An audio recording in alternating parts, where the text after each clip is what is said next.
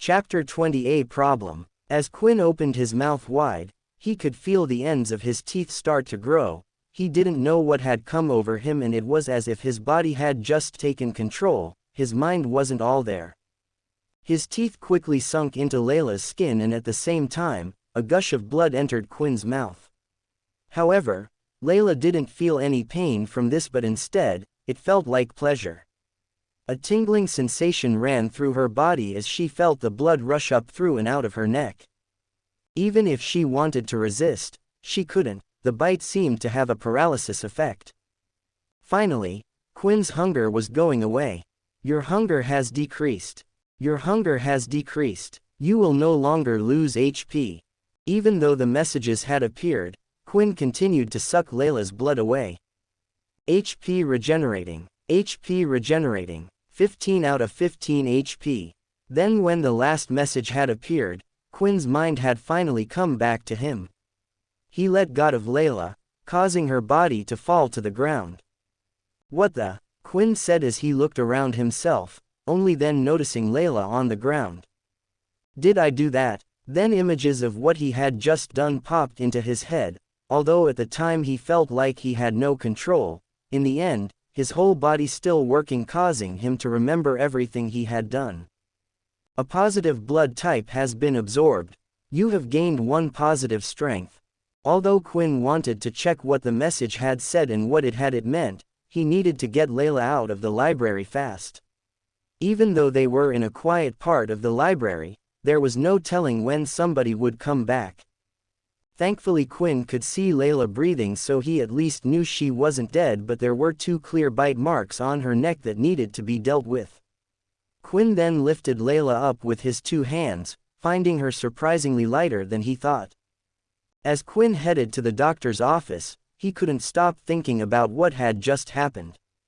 A part of him thought that the system might have just been playing tricks on him. Even though he could see his HP going down, he never felt like he was going to die at any point. And Quinn didn't even know if going to 0 HP meant death, but after what had happened today, he didn't want to find out. There were a few things Quinn needed to do. He needed to find out how frequent his body required blood. To do this meant he would have to once again starve his body of blood. But this time he would get blood beforehand, so he would be better prepared. But before even all that, he had another serious problem in his hands. Layla, would she remember anything when she got up, or would Quinn have to convince her to keep it a secret? If others were to find out of his rare ability, it would start a bidding war between the private companies and military. They would do anything to get their hand on a new type of ability. Before anyone could find out about Quinn, he needed to be strong enough to protect himself.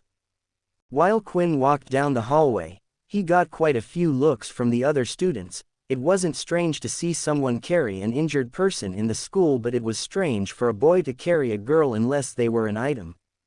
Finally, Quinn had reached the infirmary, where there was a single female doctor named Haley, who looked to be in her early 30s. She wore round glasses and had her hair up in a ponytail. Quinn never got the chance to mess around with girls while he was at school, but looking at the doctor, he couldn't help but appreciate her natural beauty. Another one, Haley said. There's a bed free at the back, take her over there. Quinn did as he was told and placed Layla gently on one of the single beds in the back. The infirmary was quite large. Quinn had never seen a school have one so big. There was a total of 30 beds, but Haley was the only one working there. At the moment about half the beds were filled up with students, and Quinn couldn't help but notice most of them were low levels. There were the odd high levels as well. Even they got into their own fights and disagreements. Haley came over to where Quinn and Layla were and started to examine Layla. She placed her hand around her wrist and did a few other checks. That's when she noticed the 2 small hole marks on her neck. What happened? Haley asked. I'm not sure. I was in the library when I saw her on the ground like that, Quinn replied. I don't know how long she was passed out for, but the wound on her neck looks like it's already healing on its own. Haley said, Still I can't be sure if it will heal, and it would be a shame if a pretty girl like her got a scar. Haley then placed her hand on Layla's neck where the bite marks were. She closed her eyes and after a few seconds, lifted her hands and the bite marks had vanished. Is it okay if I wait here for her? Quinn asked. Oh, young kids these days, Haley said laughing. I didn't realize you two were like that. No, no, no, Quinn said waving his arms. We're just friends, that's all. After Haley had gone away to look after other students, Quinn decided to open up his system. Strength 11, Agility 11, Stamina 10. It really did give me an extra stat point after all. After sucking Layla's blood, it seemed like he had gained a stat point. Quinn remembered after defeating opponents the system would give him an additional quest to suck his victim's blood. The reward was a stat point, but it seemed like there was no need for him to get a quest. Was Quinn able to drink anyone's blood and gain stat points? What happened if Quinn was to drink Layla's blood again? Would he gain another stat? There were so many questions Quinn wanted answers for. He looked at Layla lying there peacefully. Right now, he was in complete control of his body and there was no urge for him to suck on Layla's neck again. After checking his teeth, he realized that they had gone back to normal. That's when Quinn decided to look around the room, until he finally found what he was looking for, a syringe with a needle. Quinn looked around the room and saw that Haley was busy dealing with another student. He carefully took the syringe and hid it behind his back and then quickly scooted over to where Layla was once more.